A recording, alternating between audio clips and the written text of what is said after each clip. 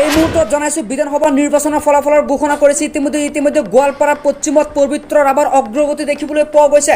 এইবাৰ গোৱালপাৰাৰ পূবত আব্দুল কালাম ৰচিদৰ অগ্ৰগতি বৃহৎ জয়লাভ দেখিবলৈ পোৱা গৈছে। দুলিয়াজানত ৰামেশ্বৰ তেলীৰ অগ্ৰগতি দেখিবলৈ পোৱা গৈছে। যিহেতু ৰাজ্যত বিজেপি চৰকাৰ গঠন কৰিছে, গতিকে তাৰ আগৰ কেইটামান প্ৰাক্ষণৰ আগৰ মুহূৰ্তৰ কেইবাটাও খবৰ জনাইছো। ডুমডুমাত ভূপেন গোৱালৰ অগ্ৰগতি দেখিবলৈ পোৱা গৈছে। আপোনালোকক জনাইছো দিছপুৰত প্ৰদ্যুৎ বৰদলৈৰ বৃহৎ জয় দেখিবলৈ পোৱা গৈছে। ইফালে ডিফুত নিচু টেৰপপিৰ অগ্ৰগতি দেখিবলৈ পোৱা গৈছে। ইফালে জনাইছো এটা ব্ৰেকিং নিউজ, ডিমাৰত তপন দাসৰ বৃহৎ জয়লাভ দেখিবলৈ পোৱা গৈছে। আপোনালোকক জনাইছো এটা ব্ৰেকিং নিউজ, ডিগবৈত সুৰেণ ফুকনৰ অগ্ৰগতি দেখিবলৈ পোৱা গৈছে। যিহেতু ৰাইজৰ দলৰ সভাপতি অখিল গগৈৰ বৃহৎ জয়লাভ।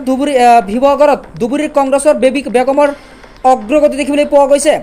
ধিঙত ৰাইজৰ দলৰ মেহবুব মুখতাৰৰ অগ্ৰগতি এক বৃহৎ অগ্ৰগতি দেখিবলৈ পোৱা গৈছে।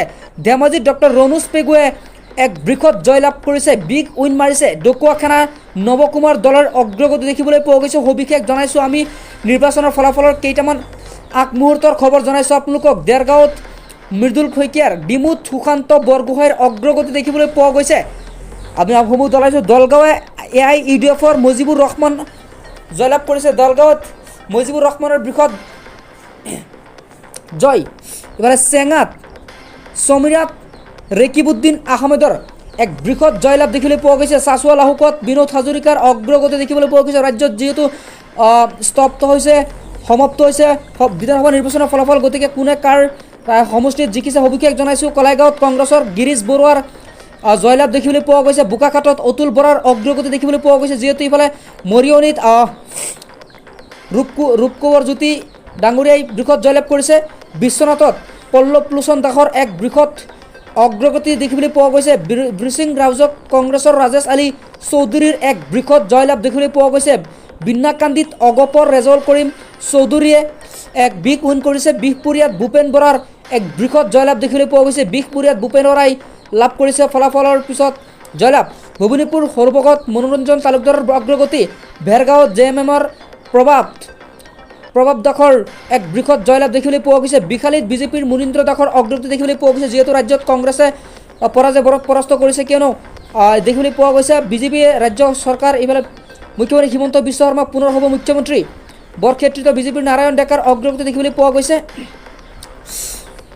APCৰ সভাপতি গৌৰৱ গগৈয়ে যোৰহাটত অগ্ৰগতি লাভ কৰা দেখিবলৈ গৈছে। খাউনিক BPFৰ ৰূপম চন্দ্ৰ ৰায়ৰ অগ্ৰগতি দেখিবলৈ পোৱা গৈছে। বাক্সাত BPFৰ দলৰ মনেশ্বৰ ব্ৰহ্মৰ অগ্ৰগতি দেখিবলৈ পোৱা গৈছে। বজালীত অসম জাতীয় পৰিষদৰ দিলীপ বৰুৱাৰ এক বৃহৎ জয়লাভ দেখিবলৈ পোৱা গৈছে। আমৰি সমষ্টিত হেভিৱেভ টেৰণৰ অগ্ৰগতি দেখিবলৈ পোৱা গৈছে। সবিশেষ জনাইছোঁ, ভিডিঅ'টো আপোনালোকে শ্বেয়াৰ কৰি দিয়ক।